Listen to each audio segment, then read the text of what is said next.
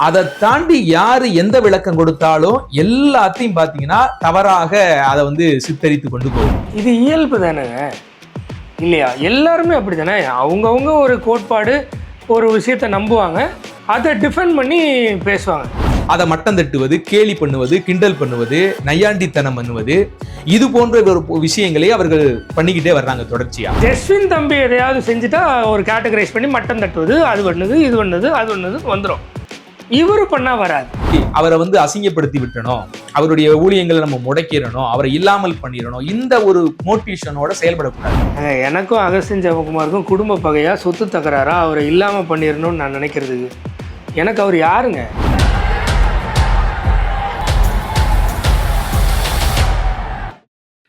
பிரியமான சகோதர சகோதரிகளே, ஆண்டவர் இயேசு கிறிஸ்துவின் நாமத்தினாலே உங்கள் யாவருக்கும் வாழ்த்துக்கள். பிரியமான சகோதரரே, உங்களுக்கும் என்னுடைய வாழ்த்துக்கள்.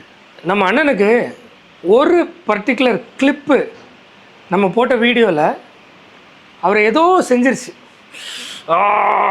ஆன்னு டென்ஷன் ஆகிட்டாரு. அதனால் பதில் வீடியோ போட்டிருக்காரு. அது எந்த கிளிப்புன்னு பார்த்துருங்க. இந்த வெஸ்லி மேக்ஸ்வெலுக்கு இதுவே பொழப்பா போச்சு. எப்ப பாரு பேர் சொல்ல விரும்பவில்லை, பேர் சொல்ல விரும்பவில்லை, பேர் சொல்ல விரும்பவில்லை, பேர் சொல்ல விரும்பவில்லை, இல்லை பேர் சொல்ல துப்பில்லை உங்களுக்கும் உங்கள் அண்ணனுக்கும். அப்படி இதில் என்ன நான் தப்பாக சொல்லிட்டேன் அப்படின்னு தெரில.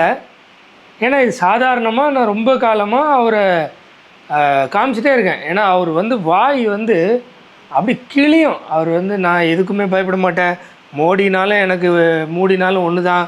அப்புறம் என்னது, விநாயகர் சதுர்த்திக்கு யானை முகம் அதை போய் கரைக்கிறாங்கன்னு நான் வந்து கிண்டல் அடித்து பேசுவேன், போலீஸுக்கே நான் பயப்பட மாட்டேன் அப்படின்னு மாறு தட்டுவேன்.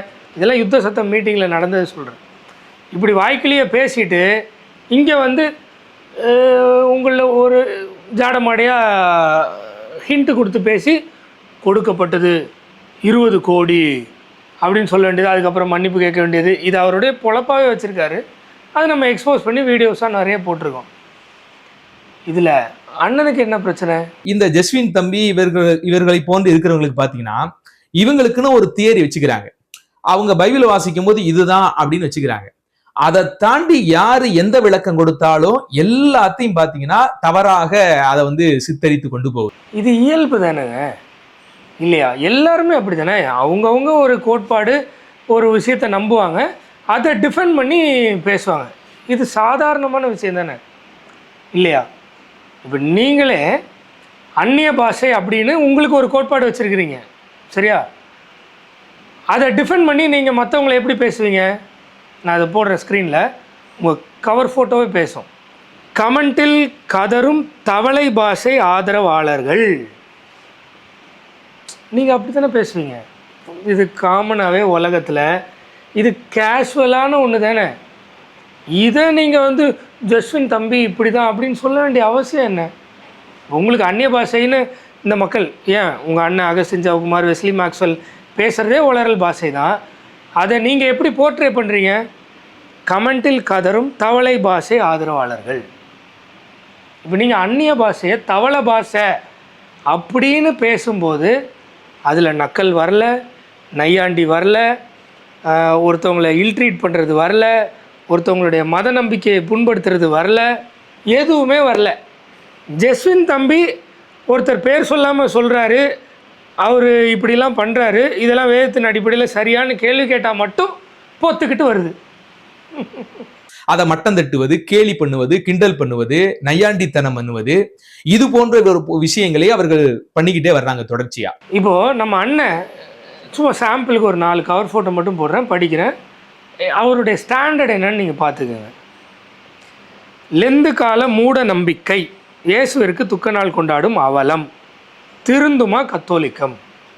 ஒரு மதத்தினுடைய ஒரு வழிபாடை மூட நம்பிக்கைன்னு சொல்லக்கூடிய அண்ணனுக்கு நான் இருக்கிற கிறிஸ்தவ மதத்தில் கிறிஸ்தவ மத போதகர்கள்னு தங்களை மார்த்தட்டி கொண்டு பெருமை பீத்தி கொண்டு இல்லாத பொல்லாத விஷயங்களை சொல்லிக்கொண்டு திரிகிற ஆட்கள் வேதத்தின் அடிப்படையில் சரியில்லைன்னு நான் சொல்கிறது அபத்தமாக இருக்குது. என் கேரக்டரை டீஃபேம் பண்ணணும் அண்ணனுக்கு. இவன் எப்போவுமே இப்படி தான், இதை தான் பண்ணுறான்னு ஒரு கேட்டகரைஸ் பண்ணணும், இல்லையா? அப்படி தான் உங்களுக்கு வந்து என்ன மட்டம் தட்டணும் இல்லை ஒடுக்கணும்னு நினைக்கிறீங்க. இது சரி. ஆனால் நீங்கள் செய்கிறது கரெக்டுண்ணே. அண்ணா கரெக்டுண்ணே, கரெக்ட். அடுத்தது, தியாகி ஜான் ஜபராஜ் ஜாமீன் ரத்து அப்படின்னு ஜான் ஜபராஜை சர்க்காஸ்டிக்காக தியாகி ஜான் ஜபராஜ் அப்படின்னு சொல்லலாம். அதில் நக்கல் வராது, நையாண்டி வராது, கிண்டல் வராது, எதுவுமே வராது. ஜஸ்வின் செஞ்சுட்டா ஜஸ்வினை ஒரு கேட்டகரைஸ் பண்ணி அவன் இப்படி தான் அப்படின்னு வீடியோ போடணும் இல்லைன்னா. அடுத்து ஒரு பாதிரியாரை என்ன சொல்கிறாருன்னு பாருங்கள். போக்சோ கைதி ஜான் ஜபராஜை ஆதரிக்கும் கோயம்புத்தூர் ஒட்டுண்ணி. அவர் தன்னை ஒரு ஃபாதர்னு கிளைம் பண்ணுறாரு. அந்த நபரை ஒட்டுண்ணின்னு சொல்லலாம். இதில் இது வராது. அதை மட்டம் தட்டுவது, கேலி பண்ணுவது, கிண்டல் பண்ணுவது, நையாண்டித்தனம் பண்ணுவது, இது போன்ற ஒரு விஷயங்களே அவர்கள் பண்ணிக்கிட்டே வர்றாங்க தொடர்ச்சியா. ஆனா ஜஸ்வின் தம்பி எதையாவது செஞ்சுட்டா ஒரு கேட்டகரைஸ் பண்ணி மட்டம் தட்டுவது, அது பண்ணுது, இது பண்ணுது, அது பண்ணுது வந்துடும். இவர் பண்ணா வராது. அடுத்து பாருங்க, அமாவாசை பௌர்ணமி ஜபம் நடத்தும் யமகண்ட பாஸ்டருக்கு எச்சரிக்கையாக இருங்கள். அசிங்கங்களை வீடியோ எடுப்பதன் காரணம் என்ன? யமகண்ட பாஸ்டர்னு சொல்லலாம், அசிங்கங்களை வீடியோ எடுக்கிறாங்கன்னு பேசலாம், என்ன வேணும் பேசலாம். தவளை பாஷைன்னு அந்நிய பாஷையை கிண்டல் அடிக்கலாம், சித்தரிக்கலாம், இழிவுபடுத்தலாம், அதெல்லாம் கேட்டகரைஸில் வராது. ஆனால் ஜஸ்வின் தம்பி பண்ணுறது மட்டும் கேட்டகரைஸில் வந்துடும். இது என்ன ஸ்ட்ராட்டஜியான? அடுத்தவனை ஒரு ஒரு ஒரு கோட்பாடுக்குள்ளே அவன் இல்லாமல் இருக்கிறதையே அவன் அந்த மாதிரி தான் ஆள் அப்படின்னு போர்ட்ரே பண்ணி கேரக்டர் அசாசினேஷன் பண்ணலாம் இல்லையா? எங்கேயாவது பைபிளில் இவங்க இப்படி சொன்னாங்க, இது தப்பாக இருக்குது, இப்படி தான் வசனம் இருக்குது அப்படின்னு இந்த வீடியோ ஃபுல்லாக நானும் எங்கேயாவது பேசிடுவீங்க, சூப்பராக பேசிடுவீங்கன்னு பார்த்தேன். ஒரு வசனம் கூட கோட் பண்ணல. வேதாகமத்தில் எங்கேயுமே ஒரு தவறை ஒருவருக்கு சுட்டி காட்டும் போது பெயர் சொல்லி தான் நீ சுட்டி காட்டணும் அப்படிங்கிற கட்டளையெல்லாம் நமக்கு கிடையாது. கட்டளையெல்லாம் கிடையாது. அப்படின்னு வாய்க்கு வந்ததை இவர் அடிச்சு விட்டு போகலாம். வசன ஆதாரத்தோட இப்போ எக்ஸ்பிளிசிட்டாக நீ பேர் சொல்லி தான் இது பண்ணணும் அப்படின்னு இருக்கா? ஏன் இப்போ இஸ்லாமியர்கள் சொல்கிற மாதிரி give me one unequivocal statement, Jesus said I am God worship me அப்படின்னு சக்கீர் நாயக் வருவார். அப்போ அண்ணன் ஒத்துப்பாரா? அப்படி வேதத்தில் ஸ்டேட்மெண்ட் இல்லை, அதனால் ஜீசஸை காடுன்னு சொல்லலாம், காடுன்னு சொல்லாமலும் இருக்கலாம் அப்படின்னு சொல்லிடுவாரா? வேதத்தின் சாராம்சத்தை பார்க்கணும். இயேசு கிறிஸ்து எப்படி நடந்துக்கிட்டாருன்னு பார்க்கணும். அவருடைய அடிச்சுவடுகளை ஃபாலோ பண்ண, நேரடி டீச்சிங்ஸை ரிசீவ் பண்ண அப்போஸ்தலர்கள் எப்படி நடந்துக்கிட்டாங்கன்னு பார்க்கணும். அதன் அடிப்படையில் நம்ம ஒரு கன்க்ளூஷன் வரணும். அதன் நியாயம், அந்த நியாயம் பைபிள் கிறிஸ்டியானிட்டி சேனலில் இன்று அல்லது நாளை என்னுடைய தரப்பிலிருந்து தெளிவுபடுத்தப்படும் வசன ஆதாரத்துடன். சரியா? தவறாமல் அந்த சேனலை ஃபாலோ பண்ணிக்கோங்க, கண்டிப்பாக யூஸ்ஃபுல்லாக இருக்கும். பவுலடிகள் பல நிருபங்கள்ல பாத்தீங்கன்னா சிலருடைய தவறுகள் செய்யும் போது அந்த இடத்துல பெயர் சொல்லியும் சிலரை அவர் சுட்டி காட்டுறாரு. கண்ணானாகிய அலெக்சாந்தரை குறித்து நீங்க எச்சரிக்கையா இருங்க, அந்த பெயரை சொல்லி கண்ணான் என்கிற அந்த பெயரை சுட்டி காட்டி விளக்கப்படுத்துகிறார். அதே பல சமயத்துல பாத்தீங்கன்னா பொதுவாக சுண்ணக்காரர்களுக்கு எச்சரிக்கையா இருங்கள், நாய்களுக்கு எச்சரிக்கையா இருங்கள், கள்ள சகோதரர்களுக்கு எச்சரிக்கையா இருங்கள், இப்படின்னு பொது பெயராகவும் சுட்டி காட்டுறாரு. இந்த ஒரு சின்ன கிளிப்லயே நம்ம இந்த நபருடைய ஒரு இன்டென்ஷனை புரிஞ்சுக்கலாம். சம்மந்தமே இல்லாமல் ஒன்றை பேசிட்டு சம்மந்தமே இல்லாமல் இன்னொன்று சொல்லி இதன் அடிப்படையில் இப்படின்னு சொல்லிடலான்னு. ஏன்னா ஒரு எக்ஸாம்பிள் சொல்கிறேன் பாருங்களேன். பவுல் வந்து பேர் சொல்லி பல இடங்களில் பேசியிருக்காரு, அது அவருக்கு நல்லா தெரியும். அதனால் அதில் ஒரு ரெஃபரன்ஸ் எடுத்துக்கிட்டார். பவுல் பேர் சொல்லாமல் மறைமுகமாக எங்கேயுமே பேசலைன்றதும் அவருக்கு நல்லா தெரியும். அதனால் பவுல் தைரியமாக சுண்ணத்துக்காரருக்கு எச்சரிக்கையாருங்கள்னு பிரகடனப்படுத்தினதை பாத்தியா பேர் சொல்லாமல் சொல்கிறாருன்னு போய் சொல்கிறாரு. ஏன்னு நான் சொல்கிறேன், சுண்ணத்துக்காரர்கள்ன்றது ஒரு தனி நபர் இல்லை, அது ஒரு செக்டு. அது எப்படி சொல்லலாம், ஒரு டினாமினேஷன். உங்களுக்கு புரிகிற விதத்தில் சொல்கிறேன், அது ஒரு டினாமினேஷன் சொல்லுங்க வச்சுக்கோங்க. இப்போ சிஎஸ்ஐ தவறு செய்துன்னா சிஎஸ்ஐ தவறு செய்து இந்த மாதிரிலாம் தவறு இருக்குது அப்படின்னு சொல்கிறது தானே நியாயம். அங்கே போயிட்டு நான் சிஎஸ்ஐயில் பிஷப் யார், ஆர்ச் பிஷப் யார், லெஃப்ட் பிஷப் யார், ரைட்டு பிஷப் யார், ட்ரெஸரர் யார், அப்படி எல்லாருடைய அந்த ஆர்கனைசேஷன் ஸ்ட்ரக்சரில் யாரெல்லாம் இருக்கிறான்னு பேரை சொல்லி லைனாக அரசியல்வாதிகள் வாசிக்கிற மாதிரி எல்லார் பேரையும் வாசித்து சொல்லணும்னு அவசியம் இல்லையே. சுண்ணத்துக்காரர்கள்ன்றது ஒரு டீம், யூதர்கள். அவங்க இப்படி தவறான உபதேசத்தை கொண்டு வராங்க, நீங்கள் அதில் உஷாராருங்கன்னு சொல்கிறதுல அவர் நேரடியாக சொல்லியிருக்காரு. யூதர்களை எதிர்த்து எழுதியிருக்கிறார். அங்கே போயிட்டு பேரை சொல்லணும்னு அவசியம் இல்லைன்றது இது ஒரு காமன் சென்ஸ். அதை கொண்டு போய் பார்த்தியா அவர் பேர் சொல்லாமல் சொல்லியிருக்காரு, அதனால் பேர் சொல்லியும் சொல்லலாம் சொல்லாமலும் சொல்லலாம் அப்படின்னா எப்படி அது? அப்ப குறிப்பிட்டு யார் அந்த கள்ள சகோதரர்கள் அப்படின்னு ஏன் பவுல் நீங்க சொல்லல? ஏன் அந்த நாயின்னு சொல்றீங்களா, அந்த நாய் யாரு அப்படின்னு போய் ஏன் நீங்க சொல்லல அப்படின்லாம் பவுல போய் கேட்க முடியாது. குறிப்பிட்டு தான் சொல்லியிருக்கிறாரு. விருத்த சேதனம் பண்ணணும்னு ஒரு குரூப் வருது, அவனுங்க கள்ள சகோதரர்கள்னு சொல்லியிருக்கிறாரு. இப்போது ரீசெண்டாக சாவாமை ஒரு மீட்டிங் நடத்தினாங்க இல்லையா? அப்போ சாவாமை யார் நடத்தினா? நிறைய பேர், ஜெசுடையான், இறந்து போனார்ல Abraham Charles, just India, Tijo தாமஸ்ன்னு நினைக்கிறேன், இன்னும் நிறைய பேர் சேர்ந்து ஒரு இது நடத்துனாங்க. சரியா? சாவாமைன்னு இப்படி நடத்துகிறாங்க, அதுலேருந்து ஜாக்கிரதையாக இருங்க அப்படின்னு சொல்கிறது தானே சரி. அதுவும் இது ஒரு சின்ன குரூப்பு, மொத்தமாகவே 4 பேர், அதனால் ஈஸியாக பேர் சொல்லலாம். ஒரு உபதேசம், ஓகே சூப்பராக சொல்கிறேன். ஜெஹோவாஸ் விட்னஸ், அவங்கெல்லாம் பைபிள் எடுத்துகிட்டு வருவாங்கடா, பைபிள்லேருந்து பேசுகிறேன்னே பேசுவாங்க, ஆனால் கடைசியாக வந்து இயேசு படைக்கப்பட்டவர்னு சொல்லிடுவாங்க அப்படின்னு சொன்னால், பாத்தியா ஜெஸ்வின் பேர் சொல்லாமல் சொல்லிட்டான், ஜெஹோவாஸ் விட்னஸ்ன்னு மொட்டையாக சொல்லிட்டான், யார் பேரையும் சொல்ல அப்படின்னு சொல்லுவீங்களா? இதுக்கெல்லாம் பைபிள் வேண்டாம், காமன் சென்ஸே போதும். எது சரி எது தவறுன்னு டிசைட் பண்ணுறது. ஆண்டவராகிய இயேசு கிறிஸ்துவும் கூட பல இடங்கள்ல பாத்தீங்கன்னா பரிசேயர் சதுசேயரை பத்தி அதிகமாக விமர்சிக்கிறார். அவர்களை குறித்து பலவிதமான கேள்விகளையும் தொடுக்கிறதை நம்ம பார்க்க முடியும். ஆனா பரிசேயர் சதுசேயர் என்பது அவருடைய பெயர் அல்ல, அவர்களுடைய பொசிஷன், அவ்வளவுதான். சொல்லல. பரிசேயர் சதுசேயர்ன்றது ஒரு செக்ட், அது ஒரு ஒரு ஒரு ஒரு அதான் நமக்கு இன்னைக்கு மாடர்னாக புரியணும்னா அது ஒரு டினாமினேஷன். 2 டினாமினேஷனுக்கும் உஷாராக இருங்கன்னு ஆண்டவர் சொன்னார். பரிசேயர் சதுசேயருடைய புளித்த மாவை குறித்து எச்சரிக்கையாக இருங்கன்னு சொன்னார். அதில் ஏதாவது ஒரு பரிசேயன் பயங்கரமாக எழும்பி பயங்கரமான ஒரு கேவலமான கேடுகட்ட உபதேசத்தை கொண்டு வந்து மக்களை மாற்றம் செய்திருந்தால் 100% இயேசு கிறிஸ்து நேரடியாக அந்த நபர்னு சொல்லாமல் மறைமுகமாக இவனுங்களை மாதிரி அது 3 பேர் ஒரு இன்டர்வியூ நடத்துனாங்க, கள்ளன், அதில் ஒரு கள்ளன் கேட்டான், ஒரு கள்ளன் ட்ரௌசர் போடலான்னு கேட்டான், இப்படி இயேசு பேசியிருப்பாருன்னு நீங்கள் நினைக்கிறீங்களா? இந்த வீடியோ பார்த்துட்டு இருக்கிற நீங்கள் யாராக இருந்தாலும் சரி, இயேசு கிறிஸ்து இப்படி வெஸ்லி மேக்ஸ்வெல் பேசின மாதிரி மறைமுகமாக 3 கள்ளன், ஒருத்தன் சவுட்ஸ், அதில் இன்னொரு கள்ளன் கேட்குறான், அவனும் கள்ளன் அப்படின்னு சொல்லி பேரை சொல்லாமல் மறைமுகமாக பேசியிருப்பாரா இயேசு? அப்படி தான் நீங்கள் இயேசுவை நினைக்கிறீங்களா? நான் அப்படி நினைக்கலைங்க. என்னுடைய இயேசு வேற, உங்கள் இயேசு வேற, அதனால் நான் அப்படி நினைக்கல. அவங்க செய்கிற அந்த பணிக்கு கொடுக்கப்படுகிற ஒரு பெயர் பரிசேயர் சதுசேயர், அவங்கெல்லாம் ஒரு குரூப் அவங்க. அப்ப அந்த இடத்துல இயேசு கிறிஸ்து எந்த இடத்துலையுமே ஒரு பரிசேயருடைய பெயரை பார்த்து சுட்டி காட்டி இந்தந்த பரிசேயர்னு சொல்லலை. பார்த்தீங்களா இவருடைய தந்திரத்தை? பார்த்தீங்களா பரிசேயர் சதுசேயர்னு ஆண்டவர் எவ்வளோ பகிரங்கமாக பிரகடனப்படுத்தினார். அன்னைக்கு பரிசேயர் சதுசேயரை எதிர்க்கிறது அவ்வளோ பெரிய விஷயம். அப்படி சாதாரணமாக லெஃப்ட் ஹேண்டில் டீல் பண்ணார், ஸ்ட்ரெயிட்டாக. அதை போய் அவரே பார்த்தீங்களா பாலிஷாக பேர் சொல்லாமல் தான் சொன்னார். எப்படி இருக்கு உங்களுக்குலாம் இயேசுவை பார்த்தா? அதனால தான் சொல்கிறேன், எனக்கு தெரிஞ்ச வேதத்தின் ஆண்டவர் இயேசு கிறிஸ்துவை உங்களுக்கு தெரியாது. தொடர்ந்து பார்த்தீங்கன்னா அசிங்கப்படுத்துகிற வண்ணமாக அகஸ்டின் ஜெபக்குமார் ஐயாவை குறித்து பேசுகிறாங்க.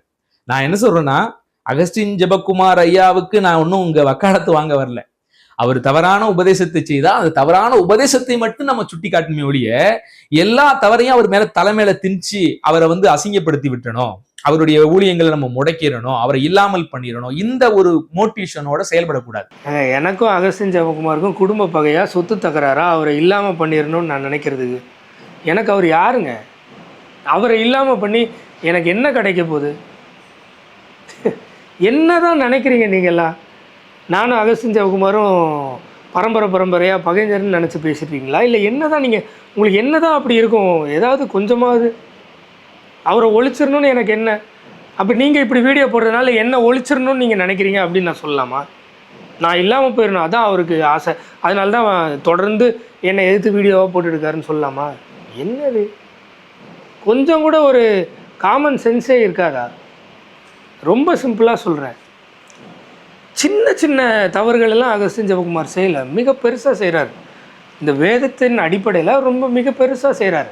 ஓகே, நான் இனி தொடர்ச்சியாக பைபிள் கிறிஸ்டியானிட்டி சேனலில் இந்த நபருக்கு, ஏன்னா இதை ஒரு ஆப்பர்ச்சுனிட்டியாக யூஸ் பண்ணி நான் பைபிளில் இருக்கிற வசனங்களை எடுத்து வச்சு பயங்கரமாக பேச போகிறேன். சரியா? அதில் வந்து அகஸ்டின் ஜெபகுமார் செய்கிறதெல்லாம் வேதத்தின்படி சரியா இல்லையா துல்லியமாக வசனத்தோடு வரும். எக்ஸ்ட்ரா பேச்செல்லாம் இல்லை, ஒன்லி வசனம். சரியா? ப்ளெயினாக வசனம் மட்டும் படிக்கிற மாதிரி ட்ரை பண்ணுறேன். அகஸ்டின் ஜெபகுமார் பண்ணுற ஒரு சில விஷயங்களை மட்டும் சொல்கிறேன். அவர் ஒரு ஆர்கனைசேஷனை க்ரியேட் பண்ணி ஸ்கூல்ஸ் காலேஜஸ் நடத்தி நிறைய ஐடிஐ அந்த மாதிரி நிறைய ஸ்கூல் காலேஜ் நடத்தி சம்பாதிக்கிறார். இங்கே சென்னைக்கு வந்து சென்னை, நாகர்கோவில் இந்த மாதிரி தமிழ்நாட்டுக்கு வந்து பல பகுதிகளில் பேசி மிஷினரிகளுக்குன்னு பணம் கலெக்ட் பண்ணுறாரு. இது வந்து ரொம்ப சாதாரணமாக நடக்குது. அவர் மிஷினரிகள்னு வேலைக்கு ஆட்களை அப்பாயின்ட் பண்ணுறாரு. அவர் ஸ்டார்டிங்லேருந்து அது எல்லாமே வீடியோஸ் போட்டிருக்கோம். டிரைவராக தானா, நீ டிரைவருக்கே வா, ஜெம்ஸுக்கு வந்து டிரைவராரு, இங்கே வந்து டிரைவராருன்னு சொல்லியிருக்கார். செக்குலர் வேர்ல்டில் கொடுக்குற மாதிரி ஜென்யூனாக சம்பளம் கொடுப்பாரானா இல்லை. கவர்மெண்ட்டில் எல்லாரையுமே ரெஜிஸ்டர் பண்ணி ப்ராப்பராக பணம் கொடுப்பாரானா இல்லை அப்படின்னு அங்கே ஒர்க் பண்ணவங்க நிறைய பேர் சொல்கிறாங்க. அதுக்கு அடுத்து அவரே ஒரு இன்டர்வியூவில் சொல்கிறாரு, நாங்கள் வட்டிக்கு பணம் கொடுத்தோம், இவங்கெல்லாம் வீடு கட்டுறதுக்கு ஜெம்ஸ் வந்து வட்டிக்கு பணம் கொடுத்தோம் அப்படின்னு சொல்கிறாங்க. இப்படியெல்லாம் வேதத்தில் இருக்கா? வேலைக்கு ஆள் வச்சு மிஷினரின்னு சொல்லி அந்த வேலைக்கு ஆள் வைக்கிறவங்களுக்கு வட்டிக்கு பணம் கொடுக்கறது வரைக்கும் பண்ணிகிட்டு இருந்தாங்களா? மக்களை வந்து நீ போக முடியாத இடத்துக்கு உன் பணம் செல்லும், நீ வீட்டில் அலோவ் பண்ணலையா, நீ வீட்டில் இரு, உன் பணத்தை கூட அங்கே ஊழியம் பண்ணலாம் அப்படின்ற இதை மீன் பண்ணி பேசுகிறாரு. இதை வேதத்தின் அடிப்பில் எவ்வளோ பெரிய அபத்தம். ஏன்னா எவனாகிலும் ஒருவன் என்னை பின்பற்ற விரும்பினால் எல்லாத்தையும் விட்டுட்டு வாழ்கிறாரு. அப்படி இருக்கும்போது எனக்கு ஃபேமிலி, எனக்கு இந்த பிரச்சனை அந்த பிரச்சனை, அதனால நான் ஊழியத்துக்கு வர முடியாதுன்னு இருக்கிறவங்க வர வேண்டாம், பணத்தை கொடுன்னு கேட்குறாரு. நீ பணத்தை கொடுத்தனா பரலோகத்தில் உன்னை வரவேற்க ஆத்துமாக்கள் நிற்கும் அப்படின்னு சொல்கிறார். இப்படி சொல்லி பணம் வாங்குவது வேதத்தின் அடிப்படையில் மிகவும் அபத்தமானது அப்படின்னு நான் சொல்கிறேன். இதில் என்ன தப்பு இருக்குது? இது நான் வந்து அவரை அழிச்சிடணும், அவரை கொன்றணும், இல்லை அவர் இல்லாமல் பண்ணிடணும், இதுவா என்னுடைய மோட்டிவ்?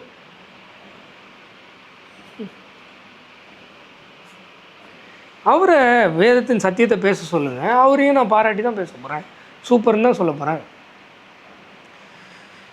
ரெண்டாவது, பணத்தை பற்றி நான் பேசவே மாட்டேன்னு சொல்கிறார் வெஸ்லி மேக்ஸ்வெல். சொல்கிறாரு பணத்தை குறித்து பேசாத ஒரே தலைவர் அகஸ்டின் ஜெபகுமார்னு சொல்கிறார். ஆனால் அகஸ்டின் ஜெபகுமார் எல்லா பிரசங்கத்துலேயும் பணத்தை பற்றி மட்டும்தான் பேசுகிறாரு. கரெக்டாக ஒரு கதையை சொல்லி அந்த கதையில் மக்களை கொஞ்சம் உள்ள கில்ட்டியாக ஃபீல் பண்ண வச்சு பணம் வசூல் பண்ணுறாரு. இதை நம்ம ஆதாரத்தோடு போட்டுக்கிட்டே இருக்கோம். இது வந்து அகஸ்டின் ஜெபகுமார் அழிச்சிடணும்னு நம்ம நினைக்கிறோமா? அவர் இப்படி பணத்தில் விளையாடக்கூடாது, அவர் திருந்தணும்னு நினைக்கிறோம். மக்களும் அவங்களுடைய ஹார்ட் அண்ட் மணி, அவர் சொல்கிற சாட்சியிலேயே ஒரு ஃபேமிலியில் ஒரு லேடி 2 பெண் பிள்ளைகளோ 3 பெண் பிள்ளைகளோ இருக்காங்க.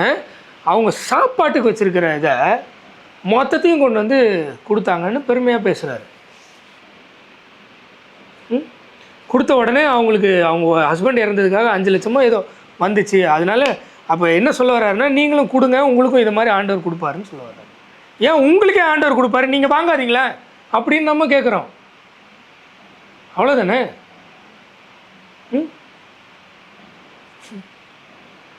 எனக்கு ஒன்றும் புரியல. சரியா? எனக்கு யாருக்குமே எனக்குமே எந்த பகையும் கிடையாது. இந்த வேதத்தை எனக்கு பிடிச்சிருக்கு, நான் படிக்கிறேன்.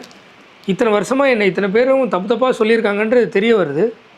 மக்களுக்கு அதெல்லாம் தவறுப்பா, வேதத்துக்கு திரும்புங்கன்னு சொல்கிறேன். இதுதான் என்னுடைய மோட்டிவ். வேதத்துக்கு திரும்புங்க, நீங்கள் பைபிள் எடுத்து படிங்க. ஏன் பின்னாடி வாங்கன்னு நான் சொல்கிறதில்ல. என் பின்னாடி யாரும் வந்தால் அதை நான் என்கரேஜ் பண்ணுறதும் இல்லை. ஏன்னா எனக்கு ஃபோன் பண்ணி என்கிட்ட பேசணும்னு நினச்சவங்களுக்கு தெரியும். நான் அவங்கள எப்படியாவது என் கூட வச்சு எனக்கு ஒரு டிசைப்பிளாக உருவாக்கி நான் வச்சுக்கணும்னு நினச்சிருக்கேனா இல்லையா? நான் என்ன பண்ணுறேன்? நானும் இப்படி ஒரு ஆர்கனைசேஷனை உருவாக்கணுன்ற எண்ணம் எனக்கு இருக்கா இல்லையா? வாழ்க்கையில் நான் அதெல்லாம் பண்ணுவேன்னா அதெல்லாம் என்கிட்ட பேசணும்னு நினச்சவங்க எல்லாருக்குமே தெரியும். அதனால் யாருக்கும் எனக்கும் பகை அல்ல, எந்த பகையும் இல்லை. வேதத்துக்கு விரோதமாக யாராவது இருந்தால் அதை மக்கள்கிட்ட சொல்லணுன்றது எனக்கு ஆசையாக இருக்குது, நான் சொல்கிறேன். அது என்னுடைய விருப்பம், அவ்வளோதான். சரியா? இதுக்கு மேலே தொடர்ச்சியாக இந்த வீடியோவே எதுக்காகனா, இந்த நபருக்கு இந்த சேனலில் வீடியோ போடுற அளவுக்கு ஒர்த் இல்லைன்னு நினச்சேன். நிறைய பேர் எனக்கு வீடியோ போட சொன்னாங்க, நான் வேணான்னு நினச்சேன். ஆனால் இதை ஒரு ஆப்பர்ச்சுனிட்டியாக எடுத்து ஏன் நம்ம பைபிள் கிறிஸ்டியானிட்டி சேனலில் வசனங்கள் போட்டு அடுக்கக்கூடாதுன்னு தோணுச்சு. அதனால் இனிமேல் கொஞ்ச நாள் இவர் எவ்வளோ வீடியோஸ் போடுறாரோ அவ்வளோ வீடியோஸ்க்கும் பைபிள் கிறிஸ்டியானிட்டி சேனலில் வீடியோஸ் வரும்.